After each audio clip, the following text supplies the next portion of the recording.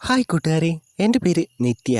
എനിക്ക് 29 വയസ്സുണ്ട്. തൃശ്ശൂർ ജില്ലയിലെ ഒരു നാട്ടിൻപുറത്താണ് എൻ്റെ വീട്. ഞാൻ നല്ല വെളുത്തിട്ടാണ്. വണ്ണവും പൊക്കവും എല്ലാം അത്യാവശ്യത്തിന് ഉണ്ട്. കാണാനും നല്ല സുന്ദരിയാണ്. പക്ഷേ എൻ്റെ ജാതകത്തിൽ ചെറിയൊരു പ്രശ്നം. കല്യാണം നടന്നാൽ അധികനാൾ അത് മുമ്പോട്ട് പോവില്ല. ഞാൻ വിധവയാകും. അതുകൊണ്ട് തന്നെ എന്നെ കല്യാണം കഴിക്കാൻ ആരും വന്നില്ല. എനിക്കൊരു പ്രണയം ഉണ്ടായിരുന്നു. ഈ കാര്യം അറിഞ്ഞതും അവനും പോയി.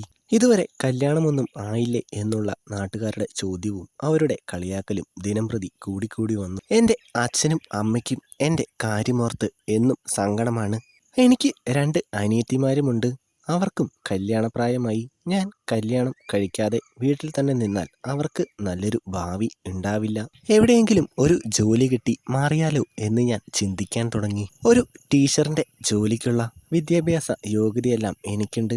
ഞാൻ കുറെ അന്വേഷിച്ചു, ഒന്നും ശരിയായില്ല. ഒടുവിൽ എൻ്റെ ശ്രമം ഫലം കണ്ടു. കുറച്ച് ദൂരെ ഒരു കോളേജിൽ എനിക്ക് ടീച്ചറായി ജോലി കിട്ടി. അതൊരു പ്രൈവറ്റ് കോളേജാണ്. എൻ്റെ ജോലി സ്ഥിരപ്പെടുത്തിയിട്ടില്ല. എൻ്റെ പഠിപ്പിക്കലും എല്ലാം നോക്കിയിട്ട് സ്ഥിരപ്പെടുത്താം എന്നാണ് മാനേജ്മെൻറ്റ് പറഞ്ഞത്. അങ്ങനെ കുറച്ച് ദിവസങ്ങൾ കഴിഞ്ഞു. എൻ്റെ ക്ലാസ്സും കുട്ടികളെയും കോളേജും എല്ലാം ഞാൻ ഇഷ്ടപ്പെട്ടു തുടങ്ങി. ഒരു ദിവസം പ്രിൻസിപ്പാൾ എന്നെ റൂമിലേക്ക് വിളിച്ചു. ഞാൻ ചെല്ലുമ്പോൾ പ്രിൻസിപ്പാൾ ഏതോ കുട്ടിയോട് സംസാരിച്ചുകൊണ്ട് നിൽക്കുകയാണ്. കഴിഞ്ഞ 2 വർഷവും ഈ കോളേജിന് 100% വിജയം കിട്ടേണ്ടതായിരുന്നു. നീ ഒരുത്തൻ കാരണമാണ് അത് നഷ്ടപ്പെട്ടത്. ഈ കൊല്ലവും അങ്ങനെ തന്നെയാവും. ഞാൻ അകത്തേക്ക് കയറി. എൻ്റെ ക്ലാസ്സിലെ ആദർശ് ആയിരുന്നു അത്. അവൻ്റെ അമ്മയും അടുത്ത് നിൽപ്പുണ്ട്. എൻ്റെ മോന് ഇപ്പോൾ TC തന്ന് വിടരുത്. ഈ സമയത്ത് വേറൊരു കോളേജിലും അഡ്മിഷൻ കിട്ടില്ല. അവൻ്റെ ഭാവി പോകും. ആ അമ്മയുടെ അവസ്ഥ കണ്ടപ്പോൾ എനിക്കും സങ്കടം തോന്നി. ഇവനെ പഠിപ്പിച്ച് നേരെയാക്കാൻ പറ്റില്ല എന്നാണ് ഈ കോളേജിലെ ടീച്ചർമാരെല്ലാം പറഞ്ഞേക്കുന്നത്. ഇവൻ ടീച്ചറുടെ ക്ലാസ്സിലല്ലേ. TC കാര്യങ്ങളെല്ലാം വേഗം തീർത്ത് പറഞ്ഞുവിടാൻ നോക്ക്. പ്രിൻസിപ്പാൾ എന്നോട് പറഞ്ഞു. ആ അമ്മയുടെ അവസ്ഥ കണ്ട് ഇവന് ഒരു ചാൻസ് കൂടെ കൊടുത്തുകൂടെ എന്ന് ഞാൻ സാറിനോട് ചോദിച്ചു. ഇവന് കുറെ അവസരങ്ങൾ കൊടുത്തതാണ്. എന്നാലും ടീച്ചർ പറഞ്ഞതുകൊണ്ട് അവസാനമായി ഒരു അവസരം കൂടി കൊടുക്കാം. എല്ലാ ടെസ്റ്റ് പേപ്പറിലും ഇവൻ ജയിക്കുമെന്ന് ടീച്ചർ ഉറപ്പു തരണം. എന്നാൽ മാത്രം. അങ്ങനെ ഇവൻ ജയിക്കുകയാണെങ്കിൽ ടീച്ചറുടെ ജോലിയും ഇവിടെ സ്ഥിരപ്പെടുത്താം. അല്ലെങ്കിൽ ടീച്ചർ വേറെ ജോലി നോക്കേണ്ടി വരും. ടീച്ചർക്ക് സമ്മതമാണോ? സാറ് പറയുന്ന കേട്ട് അവിടെ നിന്നിരുന്ന ബാക്കി ടീച്ചർമാരെല്ലാം എന്നെ കളിയാക്കി ചിരിക്കാൻ തുടങ്ങി.